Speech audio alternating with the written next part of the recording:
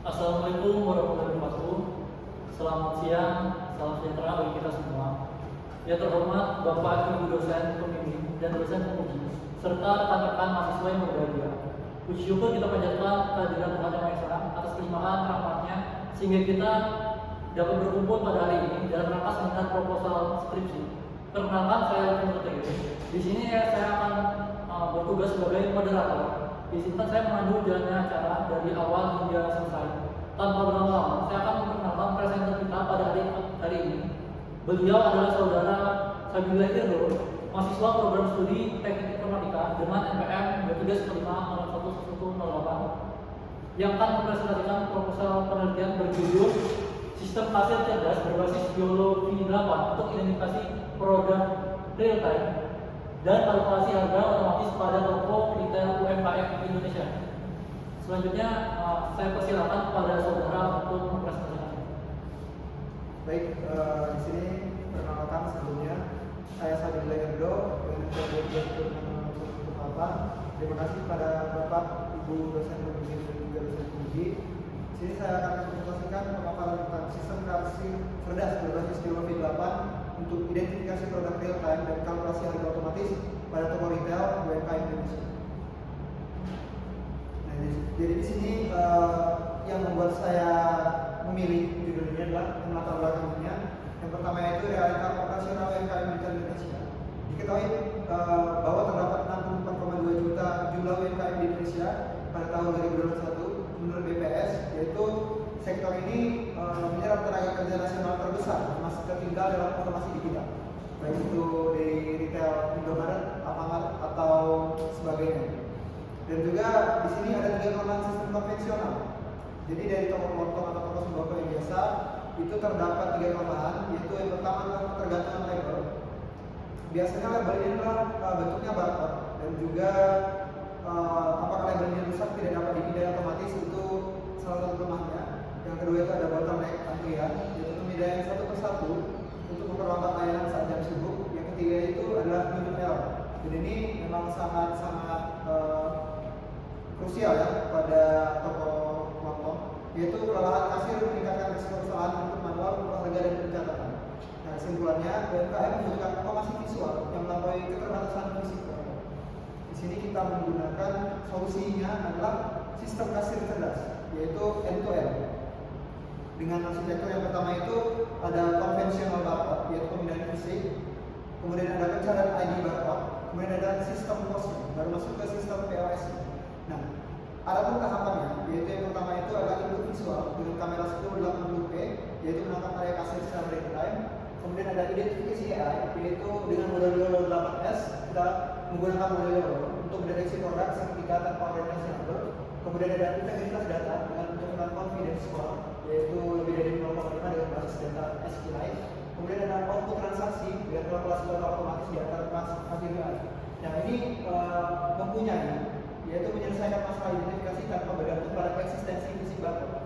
Jadi di sini kita melihat dari barangnya saja, bukan dari barcode-nya. Tapi kita hanya melihat barang, kemudian kita melakukan identifikasi AI, kemudian kita mengintegrasikan data, kemudian kita bakal memperlihatkan output transaksi, kalkulasi total berapa harga total yang ada di suatu meja kasir tersebut. Nah, di sini ada parameter keberhasilan dan hipotesis kinerja. Jadi kita yang pertama itu adalah hasilnya deteksi, yaitu menggunakan PHP 0,5 dengan akurasi identifikasi produk lokal menggunakan model Yolo V8 pada kondisi kasir, yaitu diharapkan keberhasilan ada 85%. Yang kemudian adalah untuk mengidentifikasi produknya. Kemudian ada kalkulasi akurasi dengan harapan 95% karena kita tidak mau error dalam penentuan harga, akan berbasis pada keuntungan dan kerugian juga dengan pengusahaan basis data dan kalkulasi harga total otomatis tanpa error. Kemudian ada kecepatan atau FPS, yaitu memiliki standar inferensi real time untuk rancangan operasional kasir. Ini menangani masalah terkait antrian tadi. Yang keempat itu ada usability, yaitu skor SUS-nya antara data kasir dapat diterima, acceptable, dan mudah digunakan oleh orang. Baik, di sini kita melihat analisis kesenjangannya ya. Yang pertama itu dari jurnal-jurnal yang saya baca, 2024 yang dilakukan oleh Anda dari Prodi, yaitu mereka melakukan deteksi objek, tetapi tidak melakukan hasil integrasi dan juga tidak melakukan kalkulasi harga. Nah, di sini konteks UMKM lokalnya ada. Di sini dari jurnal-jurnal yang saya baca, jadi kan masih ada hal-hal yang kurang atau bisa kita lihat hal-hal yang bisa kita tangani atau kita lakukan penelitian lanjutan. Jadi di sini untuk saya lakukan deteksi objek itu melakukan dengan menggunakan geologi belakang, kemudian kasih integrasi yang menggunakan UI yaitu Streamlit, dan kemudian kalkulasi harganya kita memakai SQLite database, dan konteks UMKM lokalnya kita memakai 20 sampai 30 SKU lokal. Nah, di sini pernyataan kebaruan yaitu integrasi end-to-end dari identifikasi visual hingga sistem transaksi kasir yang fungsional khusus untuk ekosistem UMKM Indonesia. Jadi di sini saya harap sistemnya bisa mengatasi kesulitan dalam transaksi toko tradisional. Nah, di sini ada metodologi penelitian dengan pendekatan eksperimental kuantitatif, karena di sini kita melihat dari setengah angka.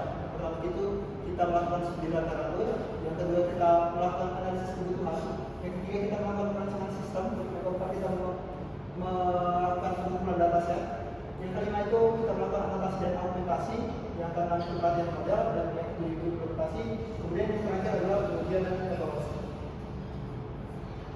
Baik, di sini kita perlu ketahui juga ya kerangka pemikiran atau arsitektur sistem integrasi yang bakal kita buat. Yang pertama itu seperti yang saya jelaskan. Jadi kita letakkan sebuah meja. Di meja ini kita akan melakukan inputan dari itemnya, yaitu menggunakan kamera 1080 dengan 30 fps. Kemudian akan diprocessing oleh frame. Kemudian bakal diproses oleh model atau logika yang sudah kita buat, yaitu inference and geology 8. Kita melakukan ekstraksi bounding box dan kelas. Kemudian kita memakai basis data SQLite untuk melihat sebenarnya produk ini produk apa sih yang sudah dideteksi oleh model geologi 8 ini. Kemudian bakal dikontrol dan view akan diperlihatkan, yaitu antar muka desktop view lainnya menentukan bounding box, time, daftar belajar, dan total. Selanjutnya itu ada strategi dataset. Strategi dataset ini yaitu melakukan adaptasi domain filter lokal.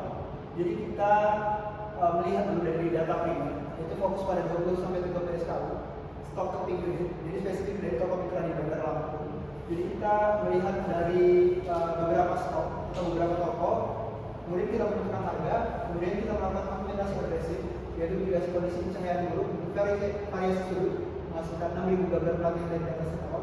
Di sini mungkin akan mengalami kesulitan karena menentukan lingkungan atau environment dalam pengambilan data set itu sangat diperlukan untuk mengenali barang-barang tersebut.